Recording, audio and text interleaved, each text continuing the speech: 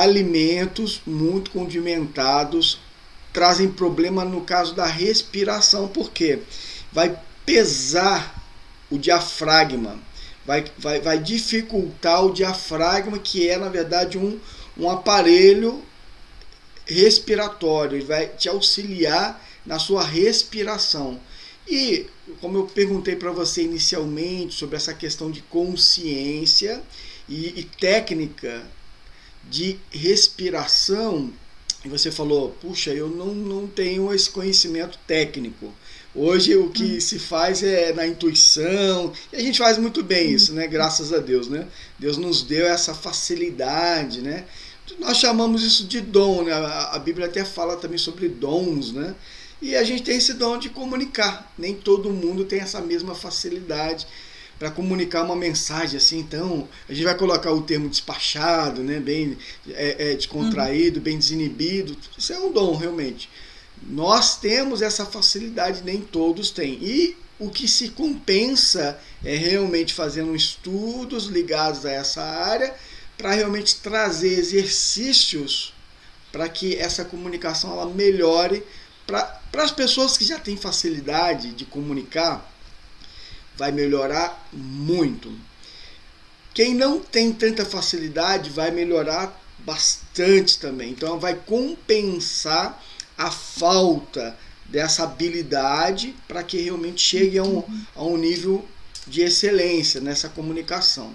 Tá? Então, para fechar a questão da alimentação, bebidas gasosas causam distensão gástrica. E aí o que vai... Você provavelmente ou já aconteceu ou já deve ter visto acontecer. No meio de uma apresentação ou de um vídeo, a gente percebe, ela acaba vindo um gás. E é inevitável. Por mais que você coloque a mão, ou a pessoa às vezes só fecha a boca, você sente e vê que a pessoa teve uma distensão gástrica, né? Então, assim, sim, não é aconselhável eu vou colocar aí, o máximo de tempo possível que você for ingerir, vamos supor, um refrigerante, uma água gelada, quer dizer, eu tenho um aluno que ele falou, mas eu tomo muita água gelada com limão e gasosa, água gasosa, tem problema? O gás vai trazer distensão gástrica. No momento que ele estiver falando, o gás ele vai provocar isso. E aí ele vai ficar visível, seja presencialmente ou seja em vídeo. Então, sim, muito cuidado com isso. Condimentos, como eu falei, vai trazer também, vai pesar aí o diafragma. E o diafragma, você sabe onde que fica o diafragma? Tem uma noção assim, mais ou menos? Onde fica localizado? Ele fica em cima do estômago, não é? Exatamente. O que é o diafragma? O diafragma ele é como se fosse, na verdade, uma bexiguinha, né? Uma bexiguinha que infla e esvazia, infla e esvazia. Ele é muito usado conscientemente para quem canta, né? Usa muito diafragma para cantar. Então ele serve como auxiliar, ele vai te auxiliar a você realmente ter uma produção sonora mais potente, mais forte, e aonde você vai conseguir sustentar melhor o ar. Então, assim, você vai ter textos para poder apresentar, então você vai usar bem o diafragma, isso vai te auxiliar. O que isso é importante? O que isso vai me afetar? Vai te afetar muito no sentido de pausar. Hoje o que acontece? Grande problema hoje na comunicação é a falta da pausa. A pausa, ela nos auxilia de muitas formas numa comunicação.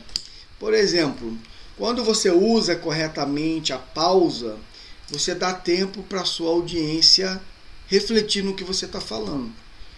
O contrário também acontece. Se você, por exemplo, estiver fazendo uma apresentação e você não usar corretamente a pausa, o que vai provocar? Você fez uma pergunta e você em seguida já seguiu a sua apresentação.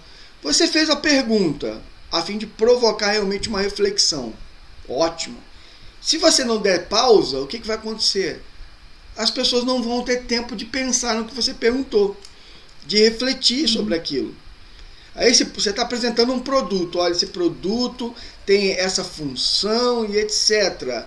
Você tem necessidade nessa área que esse produto vai te trazer esse benefício? E ela vai parar e vai pensar. Mas aí em seguida você já entra com um outro texto, um outro pensamento. Ela não vai, quer dizer, aí você perdeu a oportunidade de explorar mais aquele momento da pausa para ela refletir. De repente ela até se interessaria por aquele produto, mas você não deu tempo da audiência pensar. E aí você perdeu uma grande oportunidade. É o famoso queimar cartucho, né? Queimou o cartucho. Então assim, a pausa ela tem essa função. O que provoca mais pausa? Uma boa respiração. Você inspira pelo nariz e solta pela boca. Então, assim, existem vários exercícios de respiração. O que acontece, às vezes, com as pessoas que estão para fazer uma apresentação e elas ficam nervosas? Que provavelmente não é o teu caso, né? Como você me falou aí. Mas quer queira, quer não, há de convir comigo que gera um pouquinho de adrenalina, na verdade. Você fica um pouquinho tensa, dá aquele friozinho na barriga, porque você fica um pouco ansioso, fala, uau, é hoje, né? Se for presencial, tem gente que fala muito bem presencialmente, mas quando vai falar diante da câmera, já fica... Como é que é com você? O que é mais fácil para você? Comunicar presencialmente, isso é mais fácil, ou quando você tem que apresentar diante de uma câmera? Como é que é? Presencial. Presencial, ele é sempre mais tranquilo. Foi até interessante você falar, porque tem todas as vezes que eu vou fazer alguma apresentação para a unidade de trabalho que eu estou, e vai ser por vídeo, eu fico nervosa. Isso não importa qual seja o tema. Pode ser um tema motivacional, né, que muitas vezes a minha diretora me pede para dar uma motivada no grupo. E por mais que eu me prepare, por mais que eu tenha domínio daquilo que eu vou falar, é estranho, mas assim, me dá um certo nervosismo. E na semana passada, ela pediu de última hora para eu fazer a aula da unidade. Né? Então, ia até as meninas presenciais, que são poucas, e a maioria ia ver por vídeo. Então, a gente faz a transmissão ao vivo. E eu me senti desconfortável. E eu até comentei com uma consultora minha, é da nossa igreja também, né? Sim. E aí eu falei com ela, falei, olha, você pode ver, nós fizemos o evento na semana passada, o que eu falei no vídeo foi o que a gente fez no evento o dia inteiro. Teoricamente, não existe um motivo razoável, assim, como que fala? Um motivo real para estar nervosa, né? Mas eu fiquei. Isso em vídeo, né? Em vídeo. Sim. Então, presencialmente porque... não acontece. Não, se fosse para a unidade aquela aula sem ser o vídeo, eu não teria ficado nervosa do jeito que eu fiquei. Sim. Assim, tipo, não tem uma razão lógica para isso, porque é um assunto que eu na semana passada eu fiz o dia inteiro, a mesma coisa que eu fiz no vídeo, mas assim, é inconsciente. Sim. Quer dizer, é um consciente, eu tenho consciência, eu só não sei assim, eu falo, não tem motivo, mas acontece. O interessante é refletir sobre o quê? Qual é a raiz desse nervosismo? Por que você acha que há uma diferença para você quando você está presente e você fica super à vontade, que é comum, tá? Entre as pessoas que se comunicam muito bem presencialmente, quando você vai apresentar isso em vídeo, vai apresentar para uma câmera, muda tudo, você fica nervosa realmente. Então, por que você acha que esse nervosismo ele vem quando você está apresentando de maneira virtual? Por quê? Vamos tentar encontrar a raiz aí. Por que você acha? Quais seriam os motivos para isso?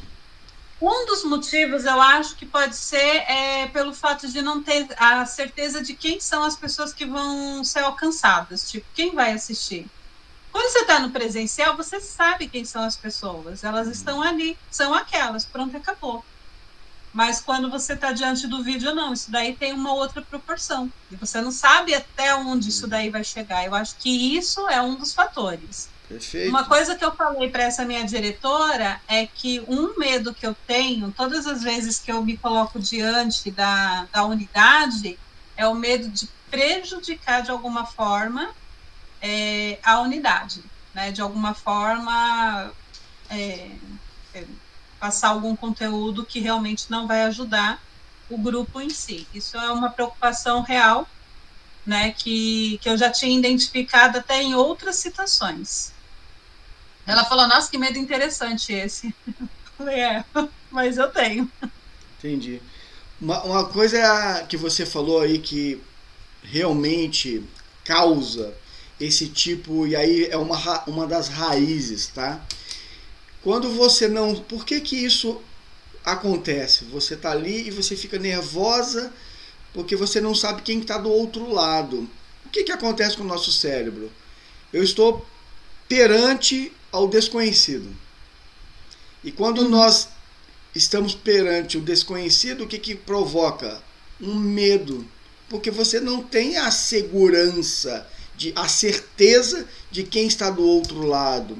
E aí provoca em você, e na maioria das pessoas, um medo, uma insegurança, porque você se sente desconfortável de saber que tem alguém ali que você não sabe quem é. Então isso te provoca o quê? Uma ameaça. E quando nós somos ameaçados, o que acontece com a gente? Existe um dispositivo em nós de nos armarmos, né, para poder... Aí o que aumenta? Aumenta a adrenalina. Essa adrenalina, ela é provocada... Na verdade, a adrenalina, ela é benéfica. Esse hormônio, ele é benéfico e ele nos prepara para fazer grandes trabalhos. Porém, uma vez que o nível de adrenalina fica excessivo, o que provoca? Aí acaba provocando também no organismo uma descarga de cortisol. O cortisol, ele é um hormônio também que provoca o estresse. Então você está com adrenalina, você está ali um pouco nervosa, um pouco tensa, que é normal. Ok.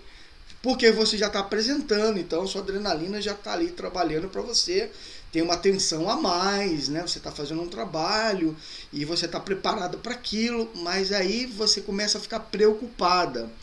Há uma descarga de cortisol que você fica também tensa. E aí como que a gente consegue equilibrar no organismo? Eu tenho uma adrenalina, eu tenho um cortisol, um nível de cortisol mais elevado, porque eu estou tensa, porque eu não sei quem está do outro lado. Como é que eu equilibro isso? Aí a gente vai entrar no X da questão, tá? Quando você... Por que a respiração ela é tão importante numa comunicação? Quando você respira, você está inspirando, você está jogando o que no seu pulmão, no seu cérebro? Oxigênio. E se você buscar bastante oxigênio, se você fizer a respiração cadenciada, você está equilibrando o nível de cortisol, ele vai baixando. E aí você vai acalmando, tá? Logicamente, no meio de uma apresentação, você não vai ficar... que as pessoas vão tá passando mal, o que houve com ela? De jeito nenhum. Mas sutilmente, de forma consciente, inteligente, por ter essa informação, o que você vai fazer? Pausar. Você vai respirar mais e vai pausar mais. O que isso vai transmitir? Vai transmitir para as pessoas que estão do outro lado uma certa calma. Você vai acalmar as pessoas porque você está se acalmando. Então você vai transmitir segurança. Outro aspecto, vai segurança. Porque você está ficando mais segura. Você está, em primeiro lugar, buscando essa segurança. Você está buscando calma. Você está buscando ponto de equilíbrio para comunicar. E aí a sua mensagem ela vai criar um ritmo mais tranquilo, mais calmo e você ao mesmo tempo está se acalmando. E, quer queira, quer não, você está transmitindo. Então, as pessoas estão ali recebendo de você, estão captando. Elas vão perceber o menor detalhe de calma ou de nervosismo na sua voz.